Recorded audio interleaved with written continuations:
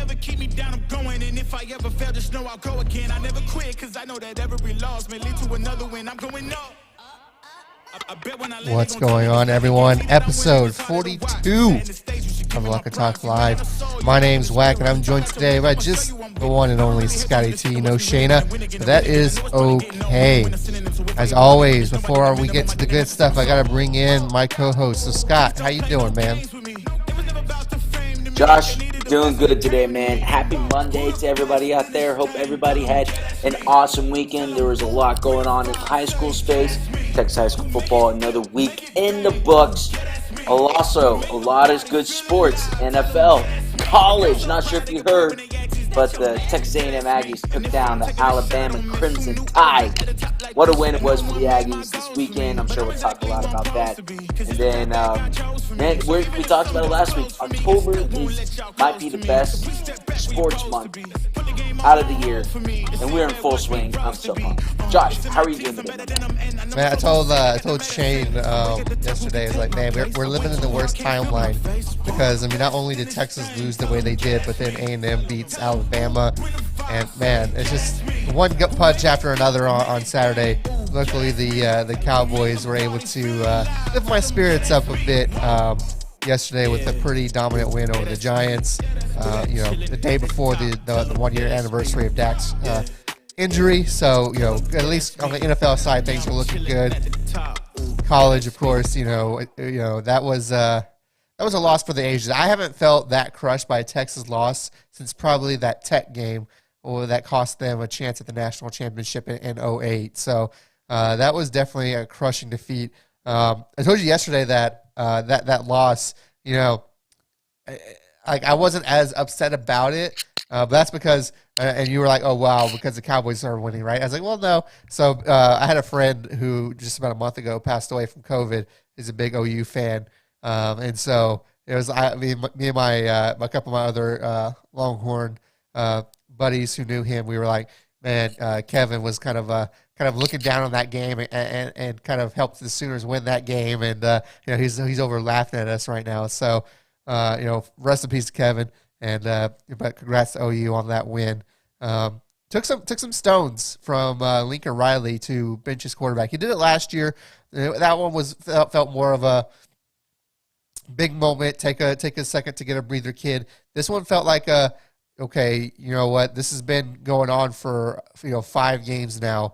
It might be time for a change. And Caleb Williams came in for OU, and yes, there was no tape on him, but this kid hasn't played really big time football since his junior year of high school. He didn't play his senior year because of COVID, and I think it was Washington where he's from.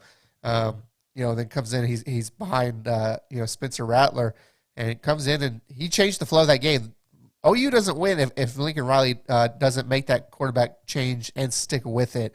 And now he's got a real conundrum on his hands. Does he stick with Williams, or does he go back to Rattler? I think at this point, just to see the way kind of the team rallied around Williams compared to, it's kind of like almost how UT rallied around Thompson compared to Hudson Card. So that game was insane. Scott, I'll turn it over to you to kind of get your thoughts on that. Yeah, I mean, it's a really interesting point about Williams coming in. Not only has he really played in the game in almost 2 years, he comes into the Red River rivalry. I mean, that is your rival, neutral site, Cotton Bowl.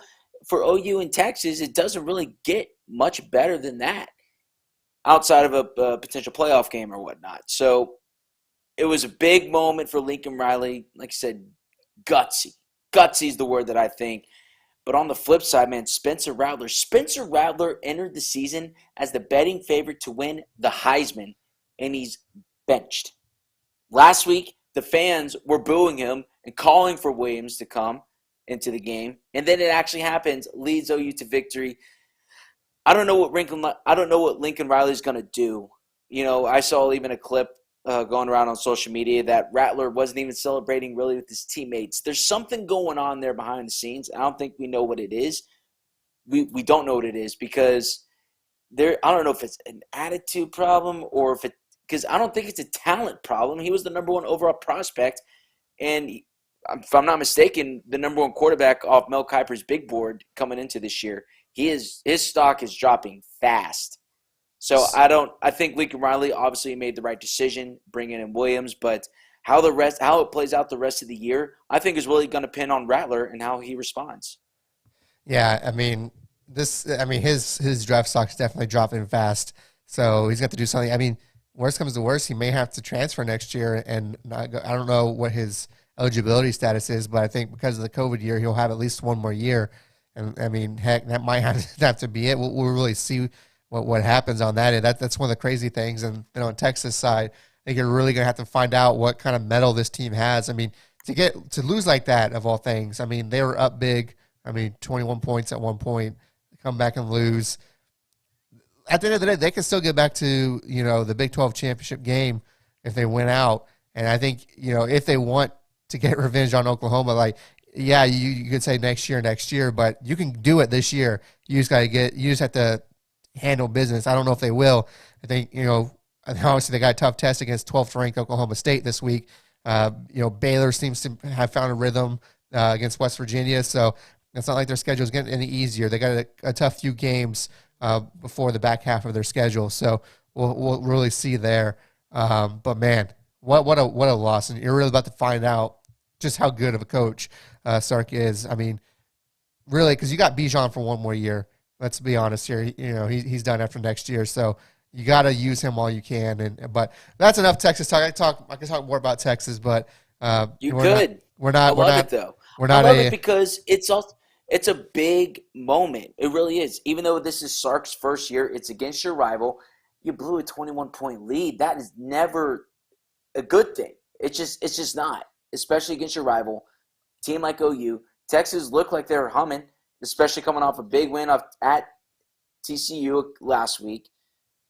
Man, I don't know if you're the Longhorns, you probably have a lot of good takeaways, but this one's going to sting. This one's going to be with them. So kind of what I was saying with Rattler, how does UT respond? The difference is it's a team. For Rattler, it's the individual. He can control his role and reaction in a certain way, but getting the whole team to rally behind it, that's going to make it that much more difficult. But they can also, again, view it on the positive side and be like, hey, we're right there with one of the better teams in the country. Now let's take care of business the rest of the season so we can see them in the Big 12 championship game. Well, hey, I know what Sark needs to do for recruiting. It's go up to those offensive linemen and say, look, we got Bijan next year. Look what he's doing with a mid-tier offensive line. Come on, let's get you in there and let's get him, that Heisman or whatever. So that's really how you have to really save that when it comes to recruiting. That was one of the things that puzzled me last year is they went to the transfer portal a lot, but they didn't go to the transfer portal for offensive linemen. I think that was a mistake. But moving on, I know your Astros came up just short yesterday from sweeping and moving on. But it looks like, as long as something crazy doesn't happen, they should, hopefully end things today, but we'll see how that goes. I'm just wondering. So the game got postponed. Oh, the game's not being played today because of inclement weather that's coming in this afternoon. So the game is being played tomorrow. Well, it gives you one more day to sweat. We all know what that's like. Okay, yeah. I didn't want to talk too much about it, but last night's game was ridiculous. Those umpires stunk. They were not good at all. I don't know if you saw that first, the guy running down first base. He gets like halfway out in the field. It seems like he's on the grass. Yuli Gurriel, the ball hits off the guy's shoulder. They score. Nobody's out. No interference. It's all about intent. That is ridiculous. I could not stand it. That was a trash call. And the umpire behind the plate missed a complete obvious strikeout that led to the White Sox first 5-run inning game in the third inning. So it was a bad game all the way around. Terrible officiating. Astros. Look, I'm not saying the Astros would have won, but they were up 5-1 at that point. It completely changed the momentum of the game. Total garbage. And look, I don't really like being like that dramatic or whatnot, but the MLB and the Umpire Association should be ashamed. It was trash. It's not good. It does seem like a lot of refs and umps, if you're using the right verbiage for baseball, get a lot of heat the last I feel like year or so. For just not doing a very good job with calls. I don't know if you listened to the show last week. Me and Shana actually had a discussion on, should college football change their targeting rule because it's horrendous. Yes. But yeah, so refs getting a lot of heat. And I think deservedly so. There's especially baseball. There's some bad strike zones that some of these refs have in baseball. Joe West, I think, is the one that comes to mind. Golly, ain't that the truth? Joe West, he's been around for longer than dirt. And I'm not even a proponent of mechanical strike zones or whatnot. Because I do like the human element about it, but it's all about being consistency. Like, if you're going to have a big strike zone, have a big strike zone. It's when you're calling it both ways, equally the same. It's like a ref in basketball. If you're calling a tight game, just call it tight for both teams. I think that's all that we really ask for. And I don't know. Then there was that one reliever. I even forgot his name. He was accusing the Astros of cheating again. Come on, man, get out of here. It's not the case. He just seems like he's firing up the Astros, and I think maybe to a detriment because no one gets fired up better than the Astros, and specifically Carlos Correa. Those boys are going to come out on a mission. You got Jose Urquidy going out on the mound next time. I think Astros take Game 4. Well, let's move on to some high school talk. And let's probably and I don't even know if you know this. I know you said, obviously you were at a wedding this past weekend in L.A., which, by the way, how was L.A.? Let's get to that first. Gorgeous. L.A. is amazing. Perfect weather, sunshine, good friendships. The wedding was awesome. There are stereotypes about California. It's just the cost of living is too high to ever live out there, in my opinion. So that's why we live in the great state of Texas, in Houston, in the Austin area. But it was a great time out there. Got to see a lot of buddies. Haven't seen in a while. And congrats to Will and Natalie on getting married. There you go. Well, let's start. Like I said, let's start with probably one of the biggest, newsworthy something to talk about for the high school realm, and that's, I don't know if you heard. Did you hear about Cade Klubnik, Scott? He is hurt. I did. I wanted to talk about that. What you got? What you hearing? What's the scuttlebutt? I haven't seen anything in the news yet. It seems like from what Coach Dodge is saying, he won't be out the rest of the season. That he will be able to come back at some point. But he is out. It looks like for I don't know how many games, but for some games, with some type of shoulder injury is what it looks like. People speculate on what the play was. It looked like it was a kind of a quarterback, he threw it to the running back threw it back to him. He ran, he ran for almost a touchdown, and then on the tackle, kind of, how it happens with tackles sometimes. You have two people tackle on him. He lands weird, and then of course he's out. So. But what's interesting about that one is Westlake doesn't score again after he goes out. So very interesting to keep an eye on. Now, I don't think there's going to be a challenge for them, even with that being said, until Lake Travis at the end of the season. So that I guess they are a little lucky that they get Lake Travis as the last game. But big developments when it comes to that, and just how it could impact 6A, Division II, or Division I, depending on how they go. Was it his throwing shoulder? It didn't look like it was on that. Yeah, because I saw that video going around that as the potential of the play that he got hurt on. It looked like it was his left shoulder, correct? I believe you're correct. While you talk, I'll look that up, though. Yeah, because I think that plays a big factor. If it's his non-throwing shoulder, then he can probably come back a little bit sooner than if it's his throwing shoulder, just purely based off how many times he uses it. If it's his throwing shoulder, he's going to make sure that it is healthy in order to come back, especially in the day and age that we're living now, Josh, with NIL. He is a Clemson commit. We just saw Evan Stewart up at Frisco. He shut it down for the rest of the year. He's a 5-star. I forget if he's committed to Ohio State, or he was at one point. And then we saw Quinn Ewers. He left South Lake Carroll to go. So the fact that even Cade Klubnik is playing right now, I think, is great. And if it's going to take too long to recover, he could easily be done for the year. He might want to shut it down, which would totally change Westlake and the pursuit for a third straight state championship. It would potentially open up the door for a lot of other teams to make a serious run and out of state title run. Those are just my initial thoughts, but he seems like the kind of guy that will come back if he can. But I don't know. It's a different and a weird age that we're living in. Jaden Blue's not even playing this year over at Klein Kane. So I don't know. I don't know what's going to happen.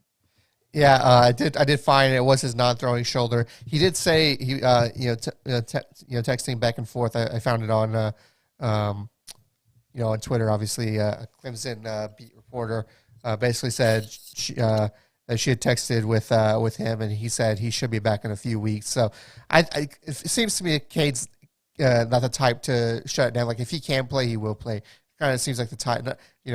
Not saying that's a detriment or like that's not a dig to the Jane Blue or anyone else that kind of shuts it down early. But if Correct. I mean or Quinn Ewers, but if he wanted to, he could have done the same thing as Quinn, right? So I think if he can't play, he will play. I think he wants to get that title number 3 and want to send Dodge off into retirement on a winning note. So. I think what is interesting, though, is depending on how things shake up in their district, they could go Division II. One team that's looking almost certain to go D2 at this point is Katy.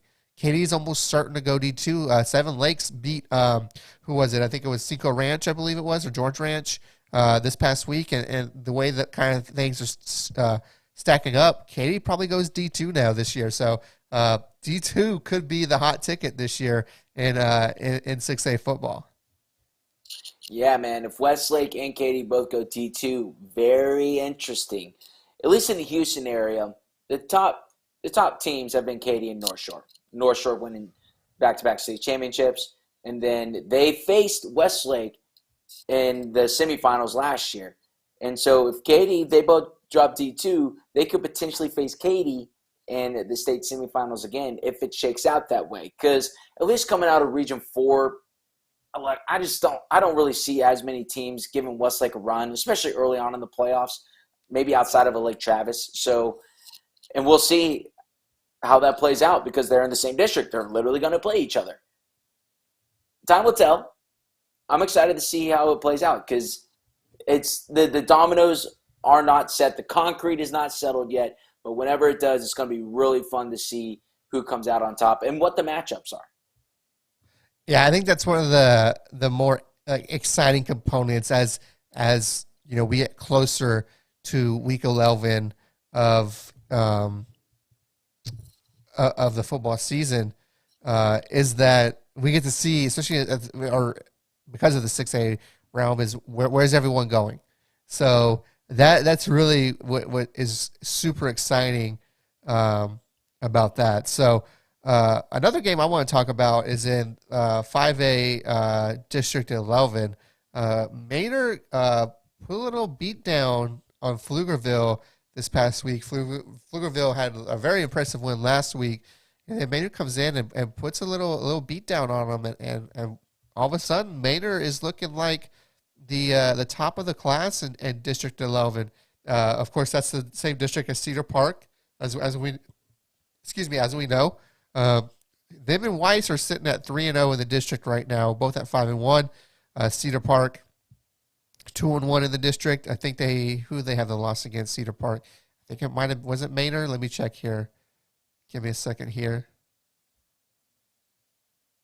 It was Hendrickson. That's right. A very interesting win last week by Hendrickson, by the way, and then they come out and they lose this week. So this district is kind of wide open, but it seems to be a little race right now between Maynard and Weiss, and I'm looking at obviously Maynard taking on when did they take on? Let's see. The last week of the season is Cedar Park and Maynard, so that can be a good one right there. So any other games that you may have noticed, Scott? The Highland Park and Longview game turned out to be a bit of a doozy, huh? Highland Park comes out on top, 21-16. Good win for the Scots. Longview has faced some tough teams, starting off against Denton Guyer, one of the Denton schools up there, and then going off and playing Highland Park. Who was it? Denton Ryan. Yeah, it didn't look good against Denton Ryan, but Highland Park is one of the better teams in the Metroplex. They played them tough. So I think if you're Longview, you're probably a bit encouraged. Obviously, you want that win, but that was one of the bigger games in the Metroplex. That stuck out to me. Just kind of looking at scores, there weren't too many others that caught my attention, to be honest. Was there any other scores that stood out to you, Josh? Yeah, I'm looking through the scores right now. There was not especially when you think of the good teams, right? That are the not necessarily the good teams, the teams up top. I don't see anything. I think one of the ones, if I had to choose, was Stephenville just beating down La Vega the way they did. So watch out for Stephenville. I mean, La Vega is a very good team, and seeing how Stephenville handled them was certainly impressive. In the San Antonio area, I'm looking here now because that's one really I haven't talked about yet. Here's a good stat for you. I mean, it's kind of San Antonio and Austin, and I love me some San Marcos.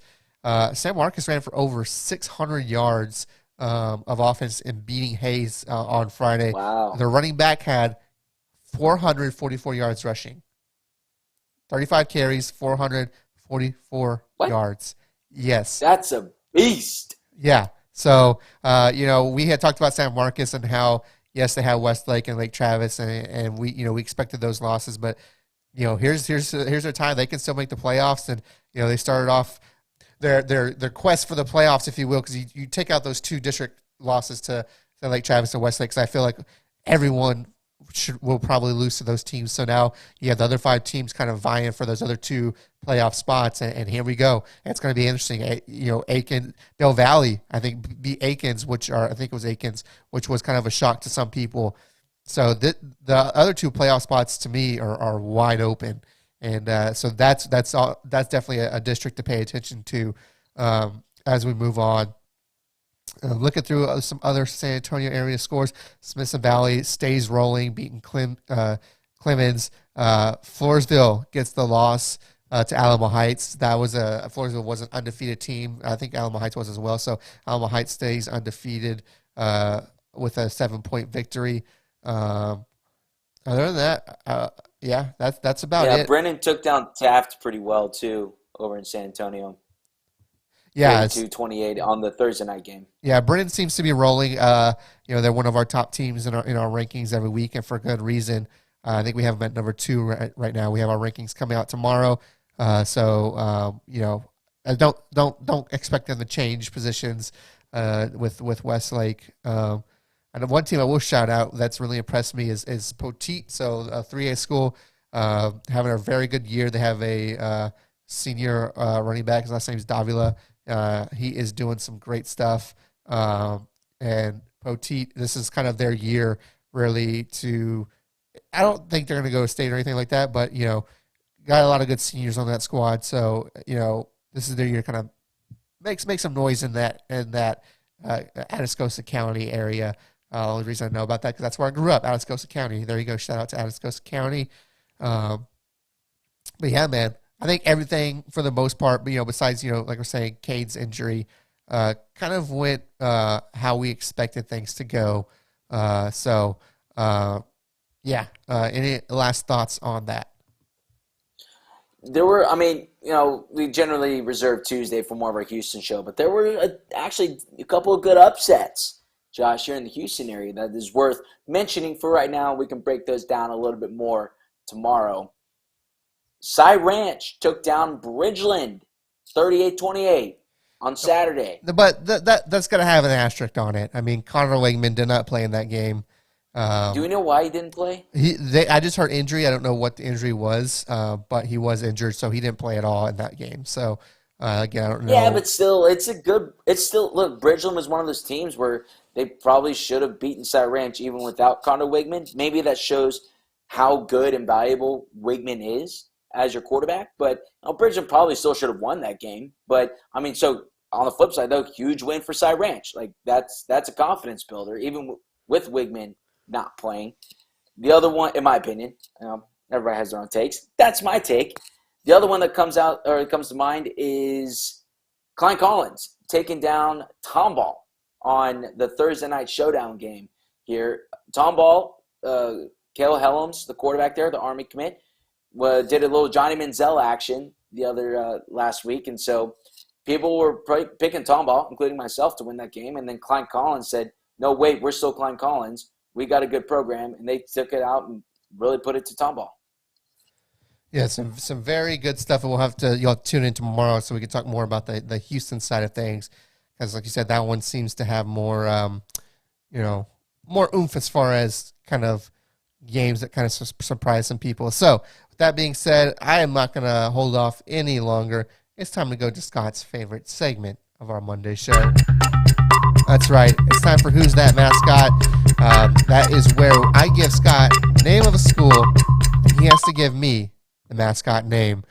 Scott, I would say you've been on a pretty decent streak as of late. I think 2-3 weeks ago you actually had a perfect record for the first time. And so, hey, let's get to it. Let's not beat around the bush any longer. I gave you some. Here's the deal. Go for it. Here's the deal. I had Shana to help me. I'm on an island today, so I don't know if we'll be going three for three, but I will do my best. Here you go. I'll give you one hint, and this will apply just for these whole three in general. These will all be animals. Okay, so all be animals, all animal mascots. So give you a little bit of a hint. Here we go. Your first one is Alamo Heights. Oh my gosh, I should know this one. Oh my gosh, I don't even know. I really don't know. Alamo Heights. Oh, I'm gonna get such flack for this one. Roadrunners. I don't know. Alamo Heights Roadrunners, taking it out of the UTSA's hands. That is incorrect. The Mules, Alamo Heights Mules. Yeah, I wouldn't have gotten that. All right. You should get this next one. And there's a reason why we can talk about it afterwards. But here you go. You ready for your next one? Yeah. Klein Forest. I do know this one. The Klein Forest Golden Eagles. All right. That is correct. Now, the reason I said you should know this one is because we used to use a different logo for them. And someone emailed you and was like, "Hey, get that raggedy old mascot logo that we have out of there. Use this fresh one." So there you go. Right. That happened a few months ago. So I knew you should get that one. Last one. Hey, in Klein Forest, Klein ISD, part of the VYPE campus program. That's right. If you're interested in VYPE campus, let us know. That's right. And last one for you. Can you go 2 out of the 3? Taylor. As in Katie Taylor? No, as or in A-Leaf Taylor. No. This is an Austin area school, Taylor, Texas. Oh, okay. Taylor, Texas. Tigers. That is incorrect. Oh, I hit the wrong button. There you go. The Ducks. Yeah, Taylor Ducks. Okay. They got a pretty nice stadium for being all the way over there. But sorry for hitting the wrong button, everyone. But Taylor Ducks it is. That other button, of course, takes us to our last segment of the show. One good thing. That's where we give you one good thing we've saw, heard, did, whatever it may be this past week.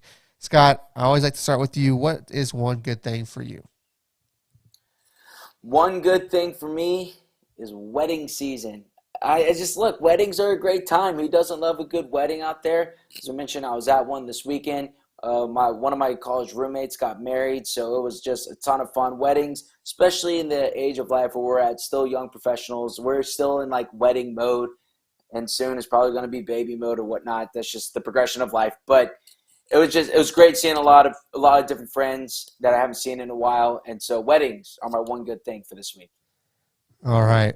My one good thing, Scott, is one name, Gus Johnson. Gus Johnson is one of the great play-by-plays, just like personalities in the business, whether it's college or pros. I love Gus Johnson. Like, you hope that a game is close when Gus Johnson is calling it, because this man will make you feel things for teams that you don't root for just because of how excited he is for those plays.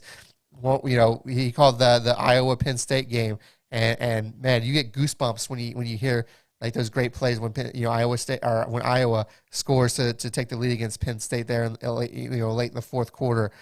Like, I know ESPN has the rights to the national championship game, but they need to bring Gus Johnson on to call those games. I guarantee the game will be close, and Gus Johnson is going to make that game even better. Are you a fan of Gus Johnson, Scott? I love Gus Johnson. He just gives you all the feels. The time that really sticks out to me was when it was Hollywood Brown. When Hollywood Brown is just going off for Oklahoma, he's like, Hollywood. He's great. Him and Joe Klatt together are awesome on Fox Sports. So big fan, huge fan. I love your one good thing. Yeah, and not only that, he just doesn't do football. He's basketball as well. I think he's done some soccer, at least tried some soccer. But I mean, March Madness is just as crazy because of Gus Johnson. I love hearing that man call games. Before we go, I do have to point out that this Friday on our YouTube page, and if internet connections are good, our Twitter and Facebook as well, we are going to be doing our VYPE countdown to kickoff. We did this last year with Baytown Lee and Baytown Sterling, and we also did it for some other sports. But for football specifically, we are bringing it back for Second Baptist taking on the Woodlands Christian Academy. So the game kicks off at 7. We'll probably go live around 6 o'clock, maybe 6:15. We'll see. But definitely tune in. We got Josh Cook on the he'll be there with, I believe, Todd Freed. We'll have people from Second Baptist on the show just talking about the game in general, getting you prepped for that game, and then we'll have that game live for you as well. So definitely check that out. It is going to be an exciting game, Scott. Couldn't be more pumped. TWCA, Second Baptist School. It's a great TAPS division matchup there. Now, TWCA, they're in year 2 of moving up to 5A. So it's going to be a good one. Second Baptist has a really good team this year. They're coming off a bye week. If I'm not mistaken, TWCA played Fort Bend Christian Academy this last week. Who won that game, Josh? Do you remember? Yeah, so Fort Bend won that game pretty convincingly, I'll say. So we'll see if TWCA can rebound this week. Yeah, that's interesting because TWCA was a dark horse to win this district in a lot of people's eyes. It was Second Baptist and Fort Bend Christian were the two favorites, but TWCA was like, hey, we think we can make some noise. So it's going to be interesting to see how TWCA responds after the loss to Fort Bend Christian. It's at Second Baptist, so expect the Eagles to come out hot. They got, again, that bye week, so a little extra practice time to prepare. It's going to be a good one in the private school ranks. Yeah, definitely. So one more time, VYPE countdown to kickoff happening this Friday. We'll go live around 6 o'clock or so, and then the game will kick off at 7. Or it could be 7:30. I think I might this might be the old graphic. So it might actually be 6:30 and 7:30. But we'll be posting it on our social medias. So stay tuned for those announcements. I could be wrong on that time. Like I said, I think it was 7 and they might have moved it to 7:30. So just a little FYI to those watching at home. That's going to do it for our show today, Scott. As always, I'd like to turn it over to you to end the show to tell everyone where they can find all of our great content. VYPE is all over the place. Go to VYPE.com to check out content that is being uploaded daily there. So VYPE.com, check out all articles. Be also sure to go up to and sign up for the VYPE Insider Program. Premium content that is headed your way if you sign up for the VYPE Insider Program. Premium content, articles, videos, photo galleries, the whole 9 yards. It's really great. We're super pumped about it. Doing pretty well with it. And then go follow us on our social media platforms at VYPE Houston on Instagram and Twitter, and at VYPE Texas on Facebook. And we're here on YouTube. So why don't you go and click that subscribe button for those who are watching right now. We got a bunch of highlights that are coming your way. Behind the scenes, it's media day season again. We're out going on schools. So go check out and subscribe to the YouTube channel so you don't miss any of our awesome video content that's dropping. Yeah, we got our plays of the week that are on YouTube right now. The poll will go live later today. So be sure to vote on who you want to have as your play of the week. We will be back tomorrow at noon to talk some Houston football and whatever else comes to our minds along that time. So until then, this has been Locker Talk Live. I'm Whack. That's Scott. Man, it's great to be a sports fan right now. Let me tell you that. But until tomorrow, hey, we'll see you at the games.